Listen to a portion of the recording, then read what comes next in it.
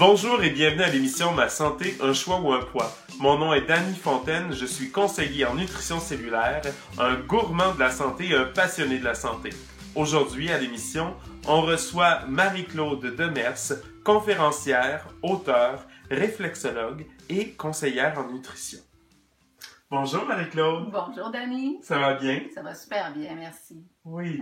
Aujourd'hui, on t'accueille à l'émission, entre autres, parce que tu as écrit un livre. Et bien sûr, je connaissais ton histoire parce que j'ai eu la chance d'entendre ton témoignage à quelques reprises. Et quand tu as sorti ton livre, je me suis dit, il faut absolument que j'en parle parce que j'aime ton histoire. J'aime ça quand tu nous partages cette histoire-là du choix que tu as fait pour la santé. Ouais. J'ai oublié de dire au début de l'émission, le titre de l'émission aujourd'hui, c'est « Comment j'ai dit oui à la santé ». Et le titre est inspiré de ton livre qui s'intitule « Oui à la vie ». Donc, la maladie de Crohn m'a fait voir la mort de près. Maintenant, je choisis de dire oui à la vie. Absolument. Et Marie-Claude, comment cette idée-là est née d'écrire un livre pour partager ton histoire? Ben, en fait, l'idée est arrivée il y a déjà très longtemps. Je pense que je repensais, je prépare justement mon lancement. Puis, je me disais, la première semence qui est venue dans mon esprit, ça doit faire environ 19 ans déjà, que j'ai pensé au moment où les premières problématiques de santé, les premières opérations au niveau de l'intestin est arrivée. Je me suis dit, je pense qu'un jour, j'aurai besoin d'écrire cette information parce que on ne peut pas vivre souffrance puis garder ça sous silence puis que ça passe comme si c'était rien. Mm-hmm. Fait que c'était comme la première fois que c'est arrivé. Puis avec le temps, plus les années ont passé, il y a eu énormément de difficultés de santé, mais après, quand les choses ont commencé à bien aller, je me disais, ça s'en vient, un jour on va le faire. Puis environ 5 ans, j'ai demandé de l'aide d'une de mes amies pour le faire, puis finalement, on avait laissé tomber le dossier après quelques chapitres, puis pour une raison ou pour une autre, je n'étais pas prête. Et là, cet été, au printemps, j'ai comme eu un flash. À un moment donné, c'est maintenant. C'est maintenant. Je voulais offrir un outil aussi en ligne pour aider un plus grand nombre de gens. Mes horaires sont quand même assez chargés, puis de répondre de 1 à 1, de recommencer l'histoire à chaque fois. Souvent, les gens ont plus de difficultés à peut-être comprendre mon cheminement, comprendre mes recommandations. Ils disent, arrive de où, elle, avec ces choses qui sont des fois un peu plus hors normes ou plus drastiques. Oui. Bien, là, je me disais, s'ils arrivent à lire mon histoire, ils vont comprendre. Après ça, on va pouvoir se jaser à un niveau de compréhension de santé, de maladie de santé ou de prévenir justement la maladie. Donc, ils vont comprendre mon pourquoi que je fais ce que je fais dans la vie de tous les jours à aider les gens. Fait que c'est arrivé au printemps de cette année.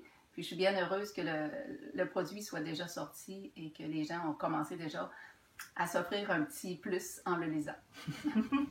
J'ai aimé comment tu as abordé la maladie comme étant un poids.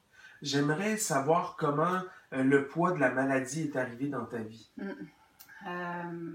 sais, on pense qu'on est au-dessus de tout, que tout va bien. Moi, j'étais directrice de convention à l'âge de 21 ans. J'avais tout près de 50 quelques employés à ma charge dans l'ensemble de l'hôtel où je travaillais, qui était dans l'Ouest canadien. Donc, ça allait bien. Ça allait bien. On ne se pose pas de questions. On mange peu, je dormais peu, on sortait après le travail, on décompressait. Tu sais, tout allait extrêmement vite. Je réfléchissais pas, je réfléchissais à rien. Les symptômes s'accumulaient, le corps parlait.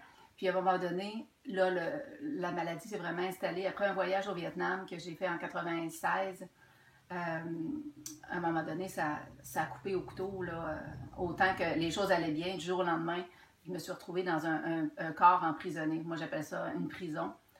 On peut l'appeler un poids. C'est devenu infernal. J'avais la problématique de maladie de Crohn et j'ai été pris dans un esprit extrêmement angoissé. Des crises d'angoisse sans fin, à essayer de presque plus sortir de chez moi. C'était un défi à chaque jour d'aller travailler, de faire face à la population, de maintenir un style de vie afin que ça paraisse pas trop. Oui, Et, le poids est arrivé, si on veut l'appeler un poids, là, c'est arrivé quasiment du jour au lendemain. même si les symptômes étaient là depuis des années, c'était pas assez important pour que ça me ralentisse, mais quand ça l'a frappé, ça frappait fort. Et il y a justement, quand ça a frappé fort, c'était quoi le diagnostic quand ça a frappé fort? Le premier diagnostic a été colite ulcéreuse. OK. 15 cm du gros intestin était affecté. J'étais toujours en diarrhée. C'était une situation qui me donnait des difficultés de travail en tant que directrice de convention qui court d'un côté puis de l'autre de l'hôtel. Ça te faisait courir encore plus. C'est le cas de le dire. Mais entre chez moi et le travail, j'avais environ 12 minutes de marche. Je savais exactement où étaient les salles de bain et je savais où arrêter en cours de route, mais je ne peux pas faire la marche de 12 minutes en droite ligne. Je devais arrêter 1 ou 2 fois en cours de route. Donc ça a été mon premier diagnostic, colite ulcéreuse. Angoisse et tout, on n'a pas eu de diagnostic médical. Ça a été beaucoup plus long avant que je comprenne ce que c'était, mais ça s'est enclenché là, en dedans de 6 mois, là, les 2 éléments. Là. OK. Ouais. La maladie de Crohn a été diagnostiquée beaucoup plus tard, quelques années plus tard. Mais elle était là dès le départ, c'est juste qu'on a probablement eu un diagnostic qui était un petit peu bifurqué. Est-ce que c'est quand même assez nouveau à cette époque-là, la maladie de Crohn? Je peux pas dire, pas nécessairement parce que j'ai rencontré des gens qui avaient déjà eu l'opération une vingtaine d'années avant. Par contre, apparemment, j'aurais été la personne la plus jeune au Canada à avoir eu un réservoir intestinal qu'on appelle le J-pouch, qu'ils ont fait dans l'Ouest canadien. On a pris mon petit intestin, là, après avoir enlevé le gros intestin au complet. Environ 1 an après mon premier diagnostic, j'ai eu une ablation complète du gros intestin. Et quand on l'a enlevé, on a refait, dans les 2 ans qui ont suivi, une reconstitution du système digestif. Et j'aurais été, apparemment, la plus jeune à avoir un réservoir refait comme ça dans mon système. Fait qu'on ne pouvait pas garantir combien d'années il serait efficace, combien d'années je pourrais le garder. Ça fait maintenant, ça va faire 20 ans que c'est comme ça, que mon système est refait. Puis pour le moment, tout va très bien. OK. Ça n'a pas toujours été le cas, mais maintenant, ça va très bien. Non, c'est ça. Aujourd'hui, ça va très bien. J'aimerais en parler beaucoup plus. J'aimerais savoir ce qui a surtout amené un revirement de situation. Ça a été quoi l'élément peut-être déclencheur du revirement de situation? On retourne en 96, diagnostic, opération, première opération, 2 ans d'arrêt de travail. Ensuite, je suis revenue au Québec parce que j'avais été opérée dans l'Ouest, à Calgary. Je suis revenue au Québec pour me certifier en réflexologie. Okay. Donc, ça a été ma première tendance santé. Donc, je suis revenue ici. Ça a été un plus. Mais les années ont quand même passé. J'avais ni changé mon alimentation, j'avais pas de conseils autres. Je prenais plus ou moins de supplémentation. J'en prenais un petit peu ici et là, mais rien de très défini. Et j'ai fini le tout avec une méningite bactérienne en 2006. Donc, mon réservoir était au prix avec des ulcères que j'arrivais pas à stabiliser. Ça faisait 6 mois. Donc, en janvier 2006, ça faisait 6 mois que j'étais sous antibiotiques, puis on essayait d'éliminer ces ulcères-là, puis on n'y arrivait pas. Puis pas la chirurgienne, mais la gastro-entérologue a dit, écoute, si on n'arrive pas à stabiliser le tout, on devra t'enlever ton réservoir naturel qu'on a refait, puis on devra te remettre un réservoir artificiel, un sac qu'on appelle un réservoir extérieur. Okay. Donc, j'étais dans cette situation-là au moment où la méningite est arrivée. Et là, quand tu te retrouves aux soins intensifs, dans le coma, paralysé de la tête aux pieds, inconsciente totalement, au réveil d'une expérience comme ça, là, tu te dis, là, il va falloir se réveiller. Oui. Moi, j'ai un enfant de 4 ans à l'époque à la maison, j'ai un conjoint qui lui aussi a 2 enfants. Là, tu te dis, écoute, le prochain gros coup, là, ça va être fini. Là. On ne passera pas à travers. Fait que c'est comme si à un moment donné, là, ça a fait comme un flash en disant, là c'est OK, là, je dis oui, là, je dis oui à ceux qui vont vouloir m'aider. C'est ma sœur Sophie qui est arrivée avec une des premières solutions. OK. Même si la réflexologie était déjà un outil, on ne prenait pas le dessus totalement avec cette... C'était trop carencé, mon corps était trop carencé, il fallait aller autrement. Donc, le virement principal s'est fait avec une supplémentation de qualité pharmaceutique. Ça a été mon premier élément que j'ai vu une différence vraiment majeure au niveau de ma qualité de vie. qui à ce point-là c'était noir ou c'était blanc. Là. Ça passait, tu sais, j'avais plus de chance. Là. Je sais pas combien j'avais utilisé jusqu'à ce moment-là, là, mais à ce moment-là, les choses devaient changer. Donc, ça a été la supplémentation et l'alimentation qui a été graduelle avec le temps, mais ça a été mon point tournant dans ma vie. Et est-ce que ta sœur est arrivée avec cette supplémentation seulement à ce moment-là critique pour toi? Ou? Non. Elle m'en parlait depuis déjà plus de 6 mois avant. OK. Mais tu sais, quand on est dans une situation comme moi, maladie de Crohn, premièrement, les gens qui ont cette pathologie-là sont souvent des gens très entêtés. On est des gens qui sont très déterminés sur des idées spécifiques, préconçues. Je pensais de m'en sortir tout seul. Je me disais toujours, je vais trouver, mais sans demander d'aide. Sophie m'avait parlé d'une supplémentation différente en étant de qualité pharmaceutique. Elle était automatiquement différente. À l'époque, je ne connaissais pas de différence entre sous norme alimentaire ou sous norme pharmaceutique. Pour moi, c'était toute la même chose. Puis c'est ça que je lui disais. Je lui disais, pourquoi ça fonctionnerait quand rien d'autre a fonctionné? Ouais. Je m'obstinais toujours un peu dans ce sens-là. Puis je disais, écoute, dans la condition que je suis, j'ai pas le budget pour m'offrir ce produit-là. Je trouvais toutes les raisons possibles et impossibles. Mais j'étais quand même sous antibiotiques. La maladie m'empêchait de travailler. Je devais diminuer mes heures. C'était pas une vie. Mais je combattais constamment l'offre, finalement. Tu n'avais pas le moyen de te payer la santé, mais tu n'avais pas le moyen d'être malade. Hein? C'est ça. Je m'offrais la maladie, mais je m'offrais pas la santé. Tu sais, à y penser aujourd'hui, là, c'est ça. Ouais. Ouais, c'est comme ça. Puis, ça a pris un coup, ça a pris ce dernier coup dur-là pour dire, OK, c'est correct. C'est correct. Je dis oui, je te donne une chance. Et c'est probablement la meilleure décision que j'ai prise dans ma vie. J'imagine qu'il y a plein de gens qui vont écouter l'émission aujourd'hui et qui vont soit se reconnaître parce qu'ils ont peut-être la maladie de Crohn ou un membre de la famille ou des amis. Moi, je pense entre autres, à chaque fois que j'ai entendu tes témoignages, j'ai pensé à une de mes collègues qui est prise avec ça, donc la maladie de Crohn, puis j'ai essayé de l'approcher pour lui dire il existe vraiment quelque chose qui peut t'aider. Puis elle m'a dit, regarde, non, moi j'ai tout essayé, oublie ça. Si je l'ai pas essayé, ça marche pas. Donc, qu'est-ce que tu pourrais dire à quelqu'un qui connaît une personne qui est prise avec cette maladie-là, ou même à quelqu'un directement qui croit avoir tout essayé ou qui croit que, dans le fond, c'est peine perdue? Depuis longtemps, j'ai l'expression que j'ai toujours, tant que tu vas chercher, tu as des chances de trouver. Puis le jour où tu t'assois et tu arrêtes de chercher, c'est sûr que tu restes dans cette acceptation-là de pathologie, je dirais pas médiocre, mais en même temps, ça fait une vie médiocre, ça fait une vie qui ne vaut, qui n'a pas de valeur, qui manque quelque chose. Donc moi, je me disais toujours, à quelque part, je pense que j'avais perdu espoir, mais je pense pas d'avoir perdu espoir, mais je combattais, je me disais, je vais y trouver tout seul les solutions. Mais aujourd'hui, je comprends bien que tant qu'on cherche, on finit par trouver. Et si tu n'as pas essayé, aujourd'hui, je ne laisserai pas les gens essayer n'importe quoi, bien entendu. Là. Je ne les enverrai pas dire, écoute, continue d'essayer tout ce que tu trouves. Non. Par contre, je reconnais qu'il y a des qualités de produits, il y a une qualité alimentaire. Il y a des choses spécifiques qu'on peut faire dans notre quotidien, changer nos pensées, changer notre façon de voir la vie, à faire des nouvelles programmations émotionnelles, aller faire un petit peu d'exercice. C'est un tout. L'ensemble de la santé, c'est un tout. Ouais. Dans mon livre, je démontre 10 outils ou 10 clés que j'ai utilisées en ordre chronologique afin de m'en sortir. Dont le premier qui est l'écriture, tout simplement, pour libérer l'esprit des traumatismes quotidiens, jusqu'à, effectivement, la supplémentation, l'alimentation qui a continué de se développer à travers le temps.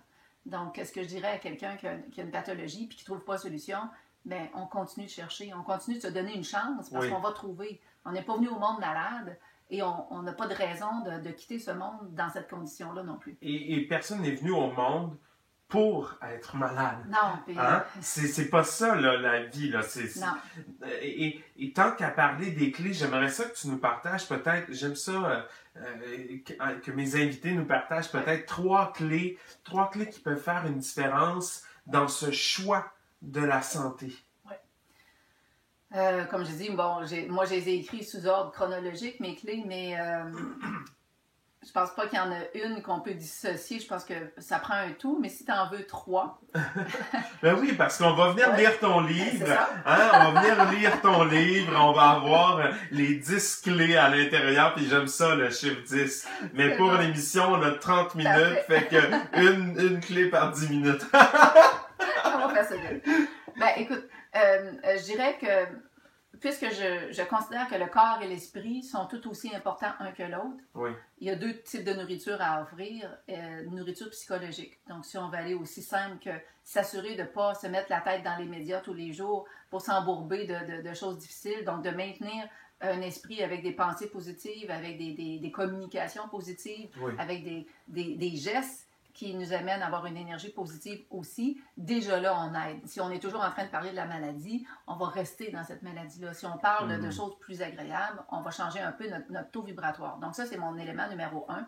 J'en parle aussi en tant qu'effet Tetris dans mon livre. Je donne les 5 éléments là, qui englobent cette façon d'augmenter notre taux vibratoire émotionnel. Donc ça serait mon élément numéro 1. Mon deuxième, c'est la vibration du corps par la nutrition. Donc, on dit toujours, on est ce que l'on mange. Souvent, il y en a qui vont dire ça, d'autres y croient ou moins. Personnellement, je peux vous dire que quand je mange le plus cru possible, le plus naturel possible, le moins contaminé possible, mon taux vibratoire augmente énormément. Donc, je suis moins fatiguée, je suis plus positive, c'est plus facile de se lever le matin. Et j'inclus dans l'alimentation la supplémentation parce que notre alimentation n'est jamais assez complète pour venir fournir tout ce qu'on a besoin au niveau cellulaire. Et quand je dis que mon corps avant était complètement déminéralisé, il était tellement carencé que peu importe les techniques extérieures, j'arrivais pas à prendre le dessus, bien, la supplémentation vient vraiment combler le besoin physique. Donc, alimentation, supplémentation, bien entendu, de qualité pharmaceutique. On ne se trompe pas là-dessus. Mais c'est quoi la différence? Pourquoi tu prends le temps de spécifier de qualité pharmaceutique? Bien, je prends le temps de spécifier. Quand j'ai choisi cette norme de qualité pharmaceutique, je ne le savais pas qu'elle était différente des autres. Okay? Par contre, j'ai vu qu'il y avait un changement dans mon corps. Quand j'étais sur mon lit d'hôpital avec cet antibiotique intraveineux, j'ai commencé à prendre cette supplémentation-là. Puis, dès les premières journées, premières semaines, je voyais un changement. Je voyais un peu plus de capacité. Pas le beau, mais je voyais un petit peu plus. Non, c'est pas miraculeux. C'est pas le corps se transforme. Mais notre corps, quand il y a ce qu'il a besoin, effectivement... Il répond, il fait son travail. Ouais. Puis tranquillement, à travers les mois, les problèmes de peau, tout ce qui était là dans les pathologies se sont vraiment stabilisés. Et c'est là que j'ai commencé à chercher qu'est-ce qu'elle a, elle, de différent par rapport aux autres. Fait que j'ai commencé à mettre mon nez plus dans les études, dans les recherches. Et la qualité pharmaceutique versus la qualité alimentaire, c'est que la qualité alimentaire, on ne peut pas garantir ce qui est dans le comprimé.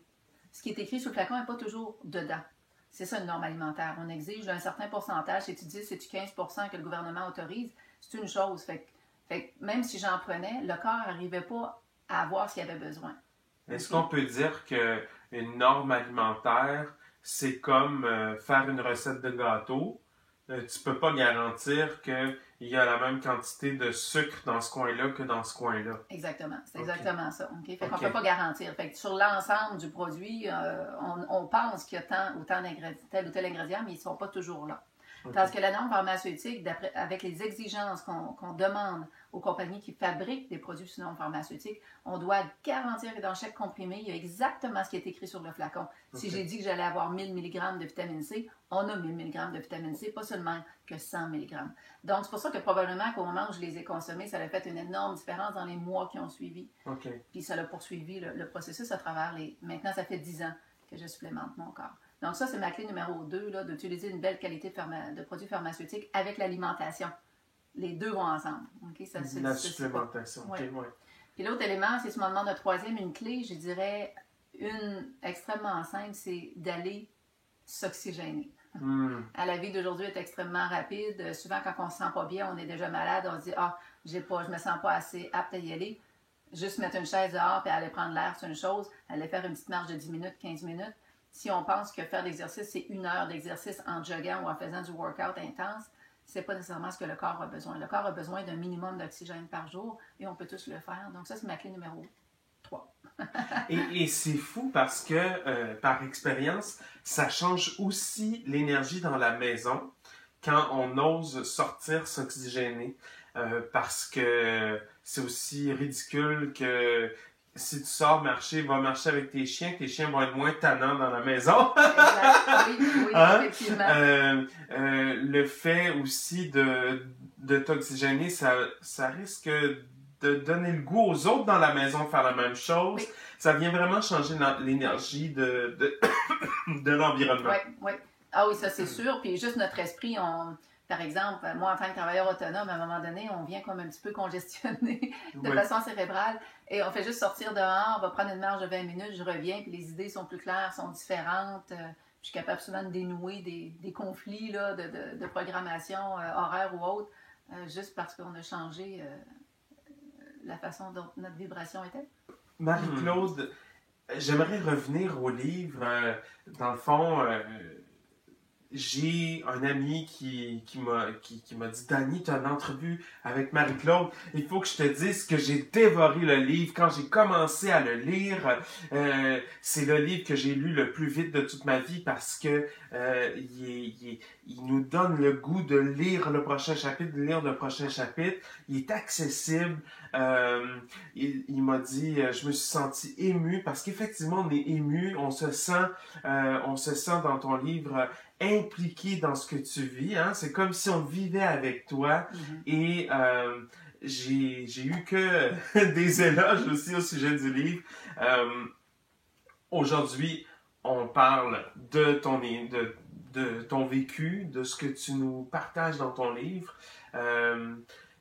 Comment on peut se procurer le livre? Et il y a aussi autre chose là, hein? Il y a aussi des conférences. Oui. Donc le livre, comment on fait pour se le procurer? Ben, première place qui est facile à se le procurer, c'est sur mon site créatricedeliberté.com. Créatricedeliberté.com. Oui, donc ça c'est mon nouveau site web sur lequel vous trouverez le livre en version électronique et version papier aussi. Donc ça c'est facile d'accès. Ensuite, on a Pierre Giguère, Go to Shape, qui a aussi la possibilité de le distribuer. Okay. Donc, dans certains événements, sinon sur son site aussi. Donc, je vais juste répéter, Go Top Shape. Oui. Ouais, Go Top Shape, son site internet. Oui. Parfait.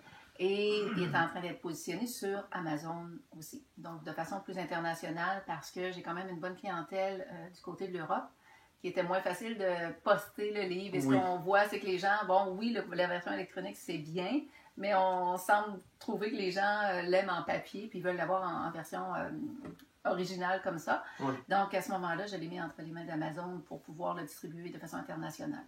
Donc, ça va être accessible là, dans les jours qui suivent.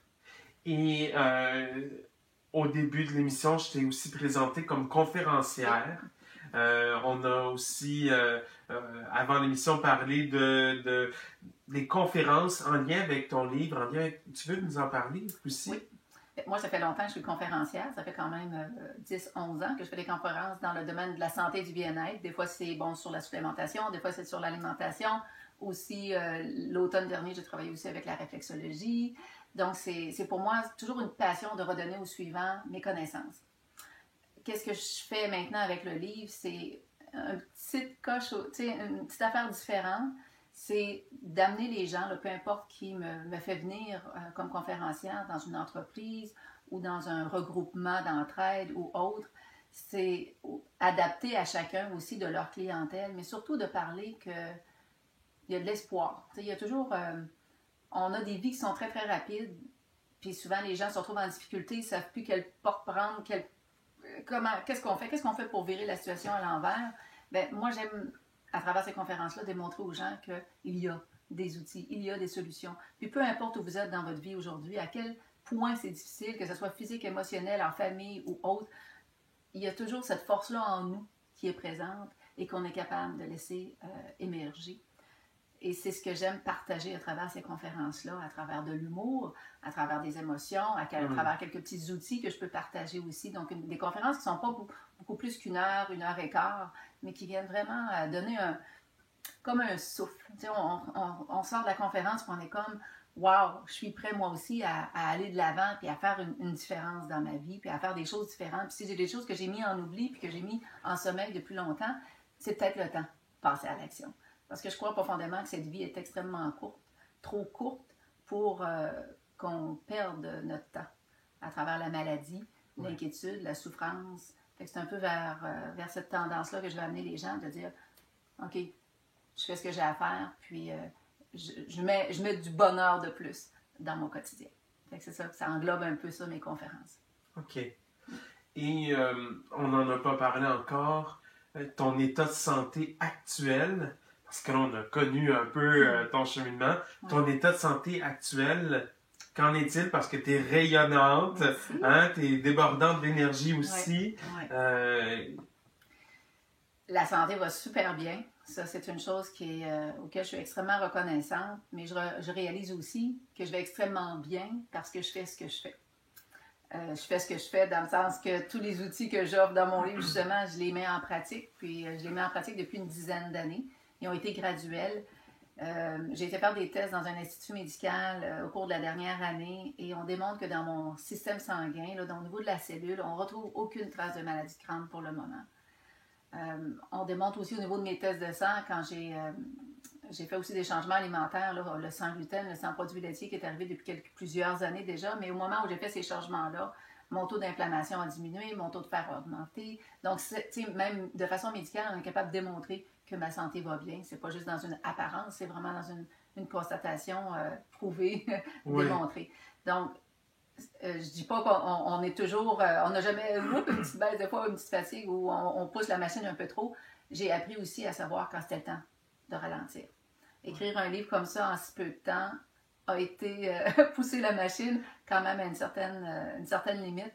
Mais ce que ça m'a amené aussi à découvrir, c'est que même si j'ai poussé, ma qualité de santé s'est maintenue. Ce qu'avant, du moment que je voulais aller un peu trop fort sur moins de sommeil, du stress un peu, les symptômes voulaient réapparaître là, il y a une dizaine d'années. Mais aujourd'hui, les choses vont extrêmement bien. Fait que ça fait à peu près depuis 10 ans que ma vie a commencé à changer de façon positive. Je te dirais depuis probablement les 6 dernières années, je peux dire que je suis absolument en santé optimale. Pour une femme de 43 ans, ma qualité de vie va extrêmement bien.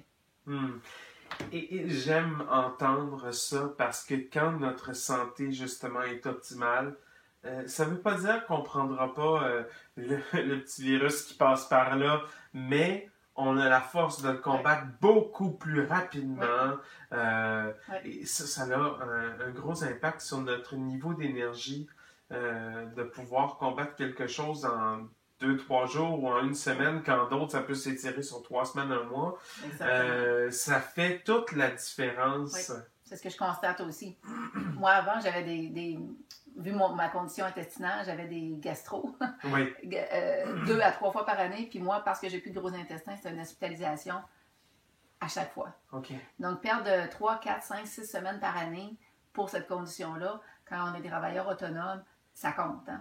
Puis aujourd'hui, ça n'arrive plus. On touche du bois, là, mais même pas du bois, parce que c'est pas une question de chance. C'est une question de choix, puis d'avoir fait de ma vie une vie consciente. D'avoir fait que tous mes choix quotidiens m'amènent à cet équilibre. J'ai des amis, des fois, ou pas des amis, des connaissances qui vont me dire « Tu trouves pas que tu es exagéré dans ta façon de faire tes choix alimentaires, de ne pas consommer d'alcool, de faire tes nuits de sommeil, puis de pas te sortir tous les week-ends? » Et je dis « Non, c'est parce que vous comprenez pas. Vous comprenez pas que ce que je fais aujourd'hui m'amène une qualité de vie qui me permet de faire ce que je veux, quand je veux, de voyager à travers le monde, de sortir, de travailler, d'aider les autres, puis de me lever le matin avec un esprit clair. C'est pas pesant, c'est pas difficile, c'est pas une limitation. Au contraire, j'ai sorti de ma prison, puis à partir de là, c'est un pur plaisir. Là. Chaque journée est un plaisir. C'est ça qui est le fun.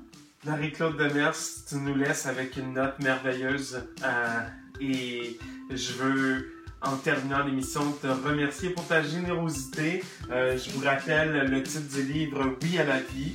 Donc, la maladie de Crohn m'a fait voir la mort de près. Maintenant, j'ai choisi de dire « Oui à la vie ». Le titre du livre. Un gros merci, bonne santé et bon succès. Merci à toi.